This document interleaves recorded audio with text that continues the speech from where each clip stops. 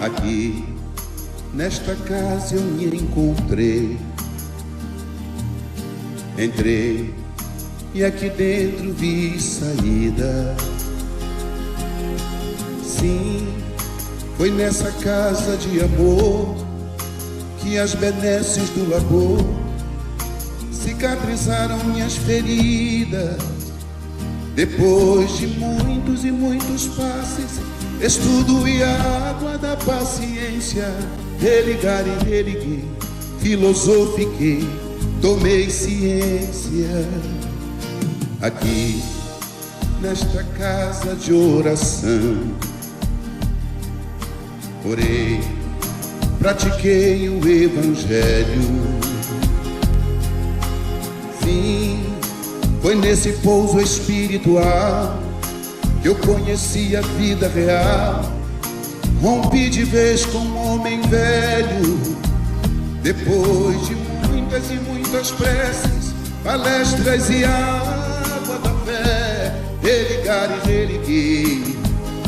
A casa, quando é santa, é posto de emergência, hospital de alma, dissipando dores, transcendentes traumas, frente de serviços que a todos levanta, pronto atendimento de Deus, oh Santa Casa Santa.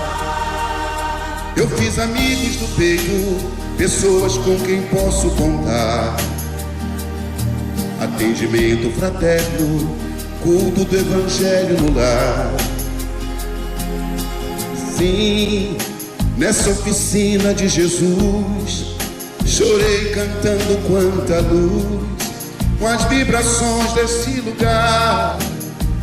Depois de muitas e muitas quedas, me fortalecendo na fé, religar e religuei.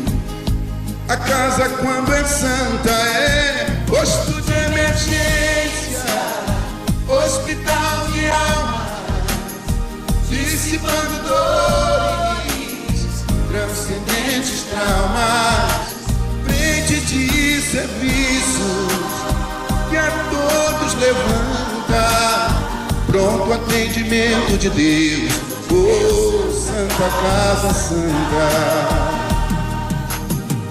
Por isso canto e dou graças a Deus, secando lágrimas nos olhos meus. Depois de muitas e muitas preces, palestras e água da fé, religar e religuei. Toda casa, quando é santa, é posto de emergência, hospital de alma, dissipando dores, transcendentes traumas, frente de serviços que a todos levanta, pronto atendimento de Deus, oh Santa Casa Santa. Posto de emergência, hospital de almas, dissipando dores, transcendentes traumas, frente de serviço que a todos levanta, pronto atendimento de Deus, Santa Casa Santa. Frente de serviços que a todos levanta, pronto atendimento de Deus, Santa Casa Santa.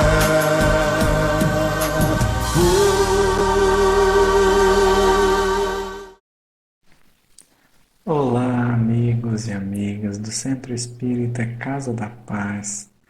Aqui é Gustavo Silveira e é com muita honra, com muita alegria que nós estamos aqui hoje para refletir juntos acerca de uma passagem muito especial que nos foi pedida, sugerida pela querida Maria Emília, em nome de quem nós agradecemos a oportunidade, o convite de estar aqui pela primeira vez, poder estar aí um pouquinho mais próximo, apesar da distância física, E é com muita alegria, com muita honra que a gente recebeu esse convite, porque é em torno de uma das passagens mais especiais para nós da vida de Paulo, o momento do encontro de Paulo com Jesus às portas de Damasco.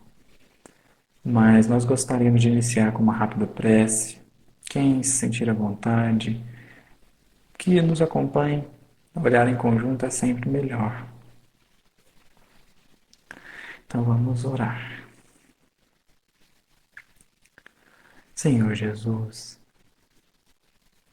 Mestre querido, nós aqui nos encontramos mais uma vez, reunidos em torno do Teu Evangelho, da Tua Palavra, dos Teus exemplos, para que, irmanados no mesmo sentimento, na mesma posição de aprendizes, possamos colher desse jardim imenso que representa a Tua vida, as rosas da nossa aventura, do nosso aprimoramento. Nos permita, Jesus, alcançar degraus mais altos, a fim de que o nosso espírito cansado, atribulado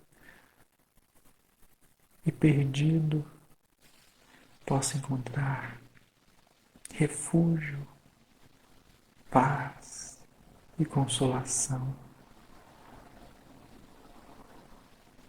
Esteja conosco, Jesus. Envie os Teus emissários, os Teus mensageiros. Que esteja conosco nesse momento, nos permitindo a maior compreensão, mas, sobretudo, a maior interiorização daquilo que viemos aprender hoje. Esteja conosco, Jesus. Que assim seja. Bom, meus amigos, como nós estávamos dizendo, hoje a nossa querida Maria Emília nos pediu falássemos então acerca do tema Senhor, o que queres que eu faça? Nós temos essa pergunta narrada no livro Paulo Estevão, a cena narrada com a pergunta, com esse diálogo um tanto que mais detalhado ali por Emmanuel entre Paulo e o Cristo. E nós também temos essa cena narrada algumas vezes no livro de Atos dos Apóstolos, onde Paulo mesmo vai contar, e também temos a narração do próprio Lucas acerca do ocorrido no capítulo 9 de Atos. E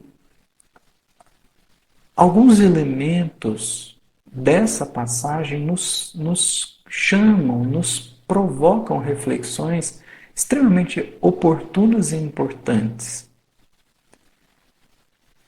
Para isso, nós gostaríamos de sair, o nosso ponto de partida hoje será uma outra passagem no Evangelho de Lucas, ali por volta do capítulo 6, quando a ação de Jesus começa a incomodar alguns fariseus, alguns escribas.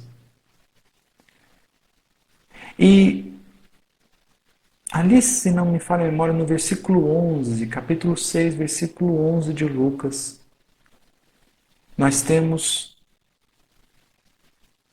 a seguinte fala: e eles debatiam entre si sobre o que fariam a Jesus.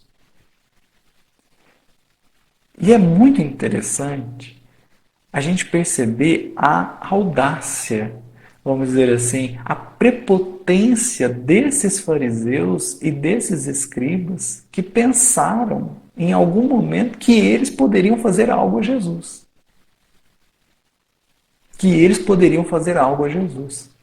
como se Jesus fosse um desavisado, como se Jesus fosse alguém que você comandasse, que os fariseus comandassem. Não, isso não é possível. Não há o que nós possamos fazer a Jesus, porque em verdade é Ele que faz conosco. E essa talvez seja a grande chave do nosso entendimento aqui hoje. É perceber que, na maior parte das vezes, nós somos inspirados na nossa decisão. Nós somos inspirados na nossa conduta. E aí os fariseus e os escribas acharam que eles poderiam fazer algo a Jesus.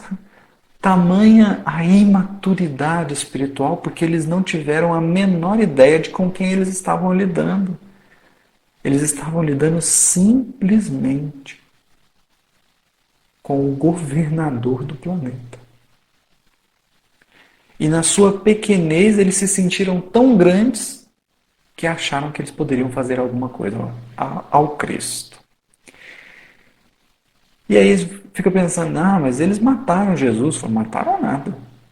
Mataram nada. Jesus prossegue. Jesus prossegue governando o planeta, Jesus prossegue conduzindo os nossos destinos, Jesus prossegue sendo o nosso modelo, Jesus continua Jesus. Não tem nada que os fariseus ou os escribas fizeram a ele que o afetaram de fato. Eles até podem ter pensado que conseguiram algo, mas Jesus continua na sua posição de governador espiritual do planeta. Essa prepotência, na verdade, ela denuncia uma coisa muito mais profunda. Uma coisa muito mais profunda.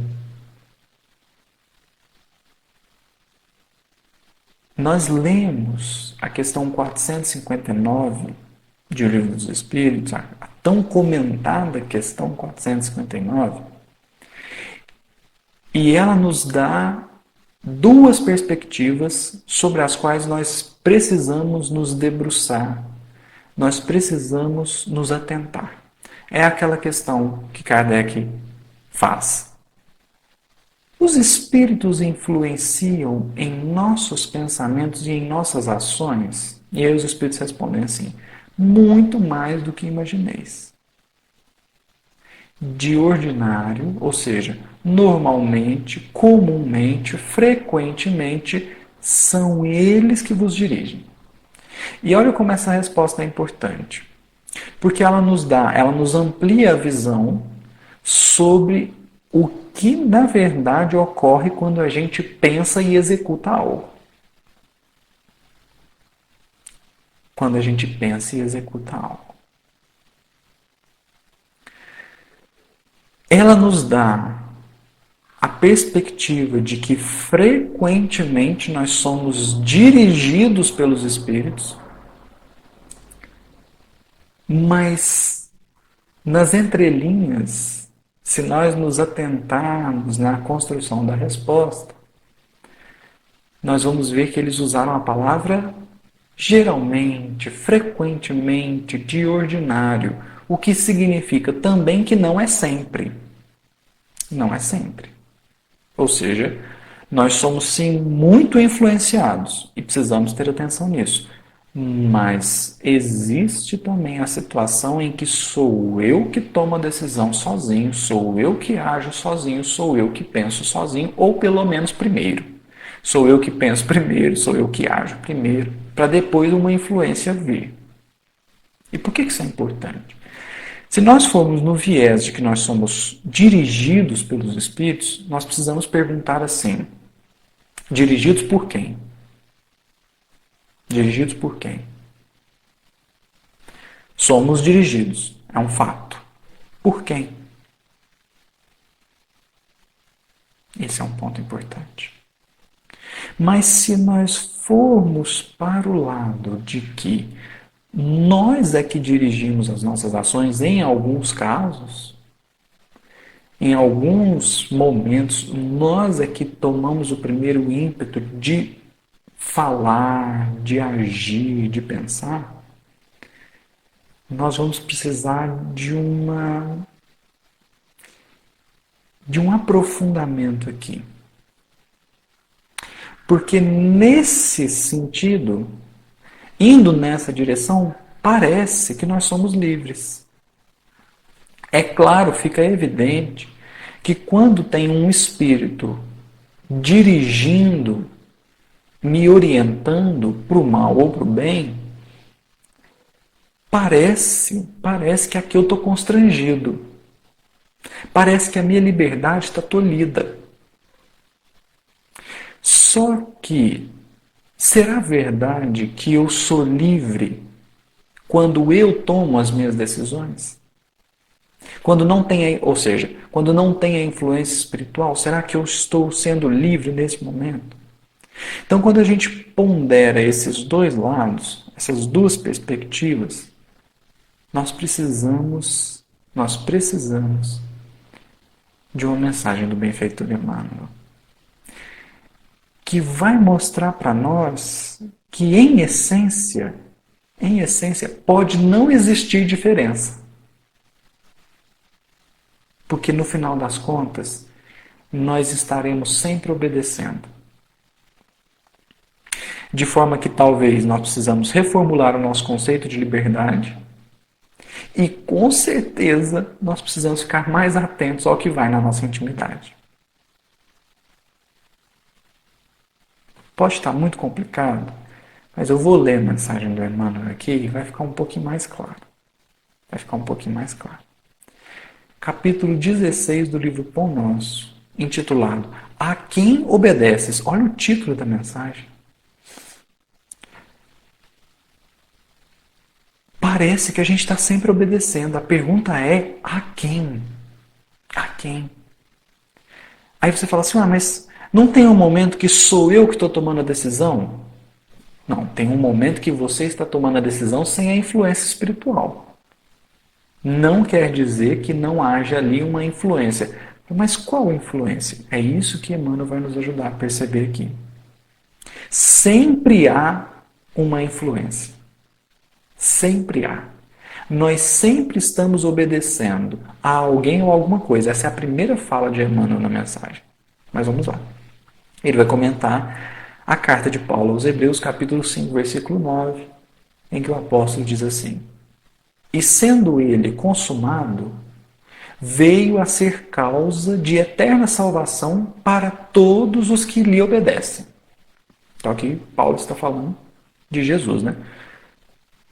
Ele veio ser causa de eterna salvação para todos os que lhe obedecem.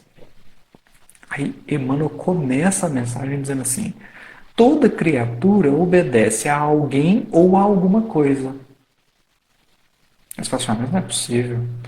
Eu achei que quando eu não tinha influência espiritual, eu tomava minha decisão de forma livre. A quem eu estou obedecendo nesse momento? É isso que a gente precisa sentir aqui. E aí Emmanuel diz assim: ninguém permanece sem objetivo. A própria rebeldia está submetida às forças corretoras da vida. O homem obedece a toda hora. Entretanto, se ainda não pôde definir a própria submissão por virtude construtiva, é que não raro atende antes de tudo aos impulsos baixos da natureza, resistindo ao serviço de autoelevação. Aqui o Emmanuel deu um norte para nós, no sentido de que quando não há influência espiritual, e mesmo quando há influência, mas sobretudo vai ficar mais claro quando a gente pensar nos casos que não há influência, muitas vezes eu estou obedecendo aos meus próprios vícios, aos meus próprios anseios. Não sou eu que estou controlando, porque o meu vício, ele me domina. E o vício aqui não somente nas drogas e tudo, mas o vício que eu tenho, por exemplo, como um hábito. Como um hábito. Então tem uma roda de pessoas falando mal de uma pessoa que geralmente não está na roda. Essa pessoa que é o alvo da maledicência não está no momento. E aí tem uma pessoa que ela não freia o hábito de falar mal. E ela fala mal naturalmente. A quem obedeces? Porque nós estamos sempre obedecendo. Porém, o que Emmanuel está dizendo aqui, quando nós não podemos definir a nossa submissão por virtude construtiva, isso é, quando a gente não consegue obedecer a quem nós precisamos obedecer, é porque a gente está atendendo aos impulsos baixos da natureza, resistindo ao serviço de autoelevação. Então eu estou obedecendo ao meu egoísmo, eu estou obedecendo ao meu orgulho, eu estou obedecendo à minha vaidade. Não sou eu que estou no controle, eu estou sendo controlado. Por mais livre que eu acho que eu seja. Então a pessoa fala assim, não, eu sou livre, eu que tomo as minhas decisões e os vícios dela controlam ela. Porque o dia que eu estiver em condição de controlar os meus vícios, controlar as minhas paixões, controlar os meus maus hábitos, eu vou escolher servir a Cristo. Naturalmente, eu vou escolher obedecer a Jesus Cristo. Então nós estaremos sempre obedecendo. Porque esses impulsos baixos da natureza, eles nascem em nós de forma involuntária. O viciado não pensa assim, vou sentir vontade de... Vamos pôr um vício assim de jogos, né? Eu vou sentir vontade de jogar. Você quer ver? 1, 2, 3 e estou sentindo. Não.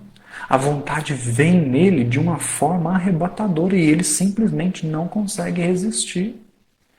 E assim é o vício do jogo, do cigarro, da bebida, das drogas ilícitas, também da maledicência, também da revolta. A pessoa é viciada em revoltar-se. Ela é viciada em ser rebelde. É o hábito. É o vício e o hábito, né? A pessoa está habituada a tomar aquela decisão, a seguir aquele caminho. E quando ela vê, ela é arrastada para aquele caminho. Nem sempre por escolha própria, mas quase sempre por um impulso baixo da natureza. Então o fato é que a gente está sempre obedecendo. Sempre obedecendo. E aí Emmanuel vai finalizar a mensagem dizendo assim, a quem obedeces? Acaso atendes em primeiro lugar às vaidades humanas ou às opiniões alheias antes de observares o conselho do Mestre Divino? É justo refletir sempre quanto a isso, porque somente atendemos em tudo aos ensinamentos vivos de Jesus, porque somente quando atendemos em tudo aos ensinamentos vivos de Jesus é que podemos quebrar a escravidão do mundo em favor da libertação eterna. Por isso que Emmanuel, em outra mensagem, vai dizer assim, do Palavra de Vida Eterna, ele vai dizer assim, se quisermos ser livres, aprendamos a obedecer. Aprendamos a obedecer. Aí você fala assim, mas isso não faz o menor sentido, porque eu achei que liberdade era fazer o que eu quisesse, de forma irrestrita. Fala, sabe por que isso não é liberdade? Porque hoje você faz o que você quer, amanhã você está preso da consequência de ter feito o que você quis. Percebe? Que a sua liberdade, ela até pode ter existido nesse conceito em um momento, mas depois ela não existe em outro. É o que Emmanuel diz aqui. A própria rebeldia está submetida às forças corretoras da vida. Essa liberdade, nesse conceito de fazer aquilo que eu quero, quando eu quero, do jeito que eu quero, com quem eu quero, é a liberdade que me conduz à prisão. E aí eu te pergunto, será que isso é liberdade? Hoje eu estou livre para fazer essa escolha, amanhã eu estou prisioneiro da consequência dessa escolha que eu fiz. Do que adiantou? Não parece liberdade isso. Parece caminho, atalho para a prisão. Então não é liberdade. Esse conceito de liberdade permissiva, de que eu posso tudo, que eu quero tudo, isso é ponto de atenção. Porque existem forças maiores, as forças corretoras da vida, que hão de me ensinar a prudência, que hão de me ensinar a humildade, que hão de me conduzir. E aí então a pessoa hoje ela escolhe matar. Amanhã ela está prisioneira dessa escolha. Amanhã ela está presa. Ela foi livre? Ela pode ter sido livre por um momento. Mas essa liberdade que amanhã me deixa preso, não compensa. Então por que Emmanuel diz assim, se quisermos ser livres, aprendamos a obedecer, porque até para obedecer é preciso saber. Por quê? Porque nós precisamos responder a pergunta, a quem obedeces? E se a gente consegue obedecer a Jesus, aí sim seremos livres. Aí teremos aprendido a obedecer e, portanto, estaremos livres. Sabe por quê? Porque com Jesus, você escolhe hoje, amanhã, depois de amanhã. É você que faz suas escolhas. Se você aprendeu a obedecer os ensinos do Cristo, é você que faz a escolha. Você não é constrangido a amar. Mas a partir do momento que você aceitou o convite do Evangelho, você escolhe amar. E escolhendo amar, você escolhe hoje, amanhã, daqui 3 meses, daqui 1 ano. É você que está escolhendo. Entende que isso é o verdadeiro conceito de liberdade? Aí sim. Aí sim. Então parece que o melhor caminho é perguntar a Jesus, Senhor, o que queres que eu faça? Não porque eu estou sendo constrangido, mas é porque eu escolhi obedecer a Jesus, porque eu já entendi que do jeito de Jesus é muito melhor. É claro, porque se Jesus segue perfeitamente a lei de Deus e a lei de Deus é perfeita, significa que não tem jeito melhor de fazer as coisas do que Jesus faz. Porque se tivesse jeito melhor de fazer as coisas do que Jesus faz, então a lei que ele segue não é perfeita. Porque o que é a perfeição? A perfeição é aquilo que está pronto e acabado. É aquilo que não tem como melhorar mais. E a partir do momento que a lei é a perfeição, que a lei expressa a perfeição de Deus, então absolutamente não tem como fazer melhor do que aquilo que a lei propõe. E se não tem como fazer melhor do que a lei propõe, o melhor é seguir a lei. Em outras palavras, o melhor é perguntar, Jesus, o que queres que eu faça? Porque então nós estaremos sendo direcionados, dentro das possibilidades do amor. Porque o que é constrangimento? É se tivesse só um jeito de fazer. Aí você teria que ser constrangido a fazer daquele jeito, mas não tem só um jeito de fazer. Tem milhares de opções, todas ótimas. E aí você está livre para escolher entre elas. A partir do momento que você se submete a Jesus, aí sim nós entendemos a frase de Emmanuel. Ele diz assim, se o homem ainda não pôde definir a própria submissão por virtude construtiva, o que é isso? É obedecer a Cristo. É você olhar para Jesus e falar assim, Jesus, o que o Senhor quer que eu faça? Me orienta, me direciona. Porque o Senhor sabe o melhor. Porque o Senhor conhece o melhor. Porque o Senhor enxerga muito mais do que eu. E às vezes tem uma opção que ela é ótima. Durante 3 dias. No 4º dia ela é terrível. Jesus está enxergando muito mais. Então você vira para Jesus e fala, Jesus, e aí? Me orienta, me guia. Aí você fala assim, mas aí você vai ser marionete na mão do Cristo? Fala assim, você prefere ser marionete na mão dos seus vícios? Porque a questão é, você está obedecendo sempre. Não existe o não obedecer, porque aquele que pensa que não obedece é o que mais obedece a esses impulsos baixos da natureza. Então você olha para Jesus e fala assim, Jesus, que o Senhor quer que eu faça? O que o Senhor está esperando de mim? Me inspira, Mestre. Me direciona. Entende?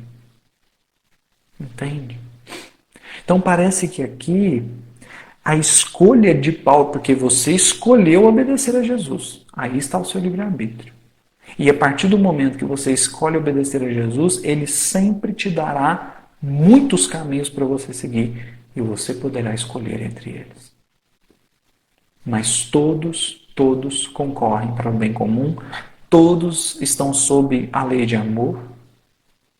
É a melhor forma de escolher. Porque é a única escolha que não te deixa preso depois. Então, parece que dialogar com Jesus é o melhor jeito.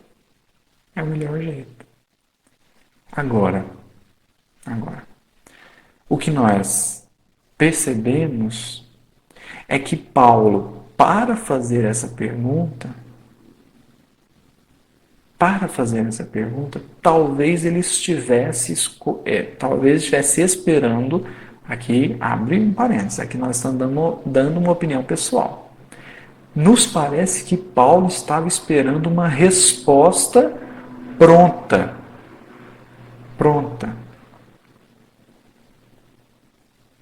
Então ele se submete à vontade do Cristo, que é a melhor opção que ele poderia fazer naquele momento, mas nos parece que ele espera aqui um direcionamento. Pronto, Senhor, o que queres que eu faça? Porque Paulo demonstra nesse momento que está preocupado com o fazer. E Jesus nunca se preocupou com o fazer. Jesus sempre se preocupou com o sentir. Porque quem faz nem sempre sente. Mas quem sente sempre faz. Então Jesus chega para Simão Pedro e fala: Pedro, tu me amas? Entende? Jesus não virou para Pedro e falou assim: Pedro, você pode, por favor, montar um colégio apostólico à casa do caminho para tratar as pessoas? Você pode, por favor, fazer isso? Pedro, tu me amas? Entende? Porque se Pedro ama Jesus, Pedro fará o que Pedro fez. Naturalmente. Sem constrangimento, sem obrigação. Pedro espontaneamente fará. Então a pergunta de Jesus não é se Pedro vai abrir a casa do caminho. A pergunta de Jesus é: Pedro, tu me amas? E naquele momento, Paulo vira para Jesus e diz: Senhor, o que queres que eu faça? Só que Jesus não está preocupado com o seu fazer, ele está preocupado com o seu sentir. Porque a gente obedece não é na ação, é no sentimento. Por isso que Emmanuel, no livro Palavra de Vida Eterna, na mensagem Na Palavra e na Ação, ele vai dizer assim: o coração inspira o cérebro dirige a existência. Olha a perspectiva. Olha a perspectiva. O coração inspira o cérebro. Não é o cérebro que inspira o coração. Ou pelo menos, não é no cérebro que começa o ciclo, porque aqui é um ciclo. O seu coração inspira o seu cérebro dirige a existência e isso tudo vai inspirar o seu coração de volta. Mas o início de tudo é no coração. Então, se você purificar o seu sentimento, fazer o bem é uma questão de tempo. Puramente uma questão de tempo. Agora, se você tomar conta apenas do pensamento para frente, ou seja, da ideia para frente, a ideia e a ação, talvez você vai passar 50 anos fazendo bem e não vai iluminar nem um pouquinho o seu espírito. Porque a fonte ainda está deturpada. A fonte ainda está contaminada. Então, a grande proposta da doutrina espírita é purificar corações. Porque corações purificados fazem a caridade. Naturalmente. Corações purificados agem no bem naturalmente. Você não precisa mandar, você não precisa obrigar, você não precisa constranger. Por isso que Jesus está preocupado com o sentir. Só que na pergunta, Senhor, o que queres que eu faça? Paulo estava preocupado com o fazer. E o fazer todo mundo faz. A grande questão não é o fazer. Por isso que Jesus diz assim: entra na cidade e lá te será dito o que deves fazer. Entende? Vocês já imaginaram? Já imaginaram? Se Jesus responde para Paulo assim: o que eu quero que você faça, Paulo? Então, pega aí o caderno e anota. Você vai precisar viajar 16 mil quilômetros a pé, você vai fundar a igreja em tudo quanto é cidade que você for, em Atenas vai ser um fracasso, viu? Mas pode ir lá, você tem que ir, quero que você vá, para você frustrar um pouquinho. Bom, você vai ser um pouco assim, agredido, né? Assim, as pessoas vão te maltratar um pouco, você vai ser preso, você vai encontrar alguns desafios, porque não é todo mundo que vai acreditar em você. Você acha que Jesus ia falar isso para Paulo? De forma nenhuma.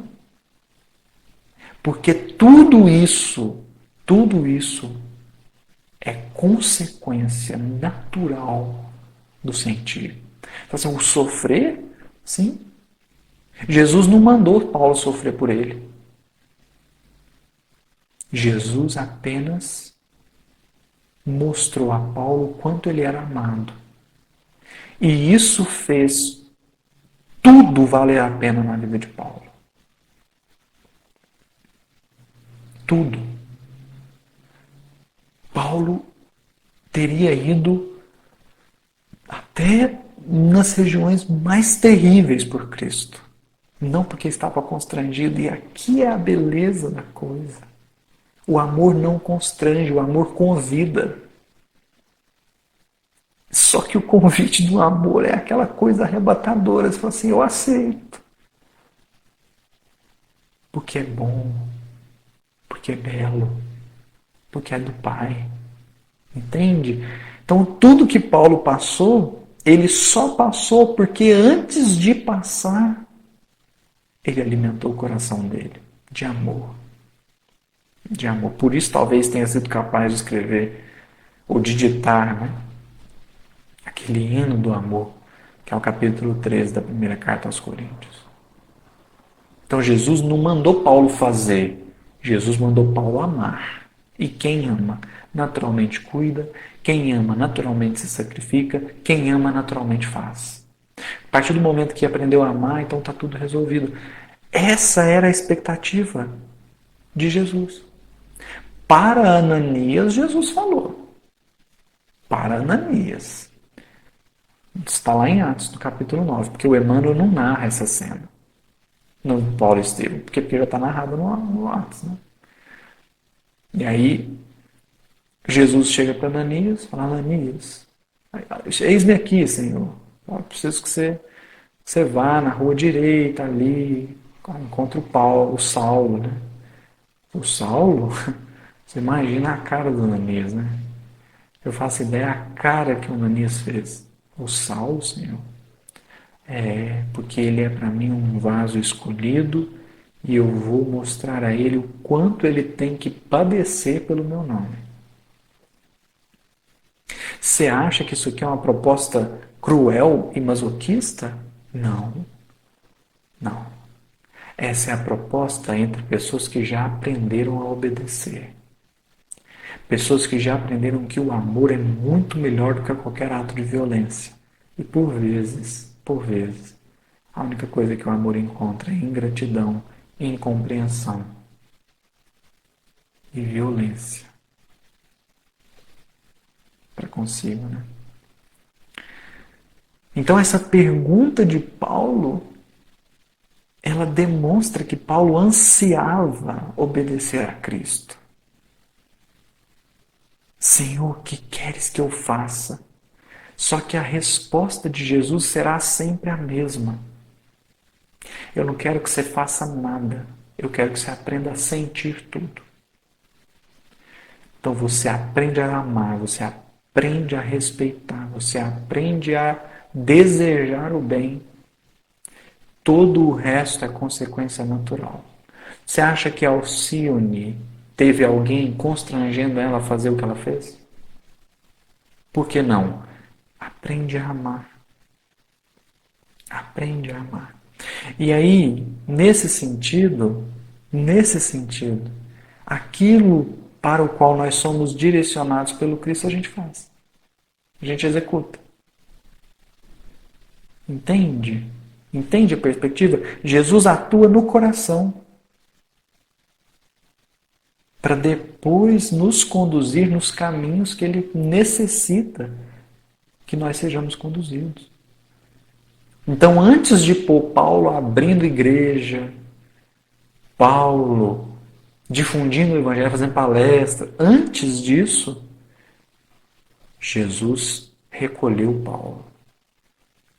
3 anos com Áquila e Prisca, depois mais 3 anos e pouquinho em Tarso, no deserto ali, trabalhando como tecelão.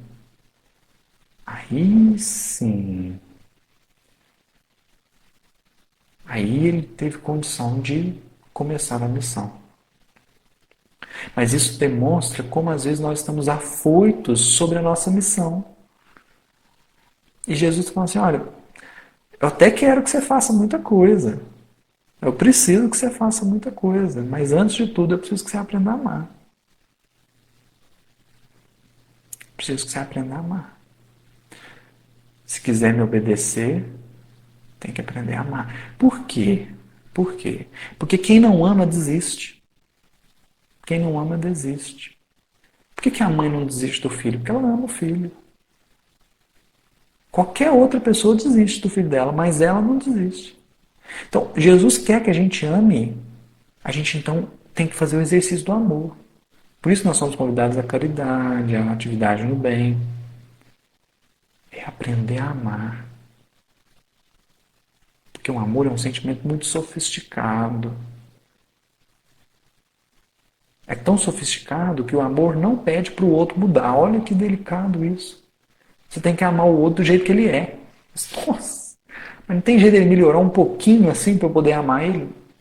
O amor genuíno, ele ama e ponto final.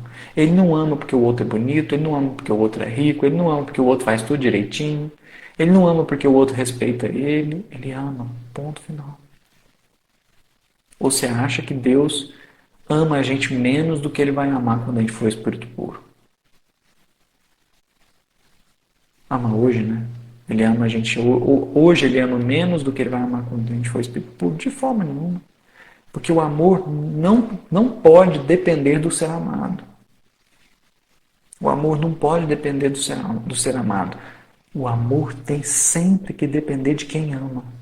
Ele parte de quem ama. E fim da história. Se o ser amado vai recolher esse amor ou não, não sei. É problema do ser amado.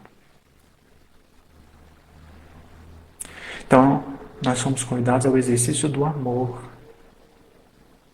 Do amor. Então, essa é a grande resposta da pergunta de Paulo, né? Essa é a grande resposta. Por isso que Jesus não revela tudo direto. Por quê? Porque Paulo precisava ser maturado, assim como a gente. Então a gente vai perguntando, Senhor, o que queres que eu faça? O que queres que eu faça? E ele vai respondendo, aprende a amar. Aprende a amar. E aí, o que acontece é que ele vai nos dando situações para a gente exercitar o amor. A gente vai exercitando o amor. Então ele põe uma pessoa difícil no nosso caminho. Ele nos conduz a um agrupamento complicado. Porque o amor, nós não vamos aprender a amar de brincadeirinha. Ah, eu amo quando está todo mundo bem. Não. Nosso amor vai ser robusto, forte, firme. Por quê? Porque nós vamos ter aprendido a amar o que há de pior. Então a gente vai ser conduzido para a pessoa mais difícil. Que a gente consegue, né? Que a gente consegue. A gente vai ser conduzido para a situação mais difícil que a gente consegue suportar. Porque Jesus não está brincando de evolução espiritual, né? Jesus está construindo Cristos. Então ele precisa que a coisa seja de verdade.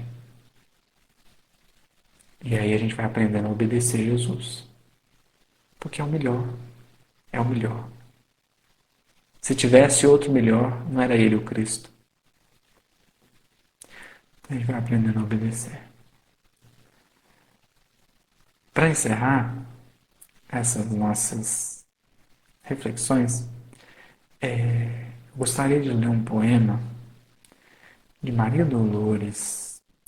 Acho que talvez um dos mais belos, porque essa pergunta de Paulo, ela também tem um terceiro aspecto. Além da perspectiva, não só três aspectos, né? Ela tem uma gama de aspectos, mas aqui nós estamos destacando três. Não apenas da posição humilde de quem já reconhece que obedecer a Jesus é melhor, sempre melhor. Não só também a perspectiva de que nós precisamos aprender a sentir, porque quem sente faz, mas também porque essa pergunta de Paulo, ela carrega em si uma profunda autoaceitação. Daquela cena, quando Jesus aparece para Paulo, Paulo poderia ter ficado se lamentando. Meu Deus, é o Senhor. O Senhor é mesmo o Messias. Como é que eu não vi antes? Meu Deus do céu, eu matei o Estevão. Jesus amado, entende? Era muito natural que Paulo fizesse isso. Agora, Senhor, o que queres que eu faça? Ele já está dizendo assim, olha, mestre, eu estou pronto. Pode mandar que eu faço. Estou à sua disposição. Eu consigo. Então é uma autoaceitação do ponto de vista de que é alguém que não está preso na culpa, não é alguém que está preso naquela depreciação de si mesmo. Naquele momento, Paulo demonstra: Jesus, até hoje eu não fiz nada direito, mas a partir de agora eu quero fazer. O Senhor me ajuda? Isso vem da profunda sensação, da profunda certeza de que ele era amado por Jesus. Que Jesus não precisava que ele fosse melhor para poder trabalhar no Evangelho. Jesus já estava chamando ele do jeito que ele era naquele momento. Isso é uma coisa importante. Isso é uma coisa muito importante. Porque às vezes nós estamos pensando que Jesus está esperando a gente ficar perfeito para aí ele começar a usar a gente. Mas você não fica perfeito se Jesus não te usar. Se você não for um instrumento nas mãos do Cristo, você não se aperfeiçoa. Porque a enxada parada enferruja. Então é preciso que nós estejamos já hoje, não é amanhã, é hoje, nas mãos do Cristo, para que Ele possa ir conduzindo os nossos destinos e aperfeiçoando o nosso espírito, burilando a nossa intimidade, conduzindo-nos através dos caminhos que nos ensinam a amar, acolher, respeitar. Então nós encerramos a nossa fala de hoje com a leitura do poema, que verdadeiramente dispensa comentários. Então nós vamos ler assim de uma forma bem tranquila, para que todos possam acompanhar. Está no livro Recanto de Paz, capítulo Prece de Aceitação. É o título do poema. Prece de aceitação. E aí diz Maria Dolores: se eu pudesse, Jesus, queria estar contigo para ser a esperança realizada de quem vai pelo mundo estrada a estrada entre a necessidade e o desabrigo. Desejava seguir-te humildemente, sem méritos embora, para erguer-me em consolo de quem chora, mostrando o coração enfermo e descontente. Queria acompanhar-te nos recintos, onde a dor leciona e aperfeiçoa, a fim de ser conforto junto dela e manejando a frase terna e boa, afirmar como a vida é grande e bela. Se pudesse, Senhor, conversaria com todas as crianças para dizer que não te cansas de criar alegria. E seria feliz ao converter-me em modesto recado, informando Jesus a todos os velhinhos que nunca estão sozinhos, porque segues conosco lado a lado. Se dispusesse de recursos, queria ser a vela pequenina, acesa ao clarão do sol que levas, de modo a socorrer aos que jazem nas trevas, fugindo sem razão da bondade divina. Entretanto, Senhor, sei das deficiências que carrego. Venho a Ti como estou. Por isto mesmo rogo, não me deixes sós por onde vou. Se não posso, Jesus, ser bondade, socorro, paz e luz, toma-me o coração e, perdoando a minha imperfeição, esquece tudo que meu sonho almeja e ensina-me, Senhor, com teu imenso amor, o que queres que eu seja. Muitíssimo obrigado pela sua atenção. Que Jesus nos abençoe e fiquem com Deus.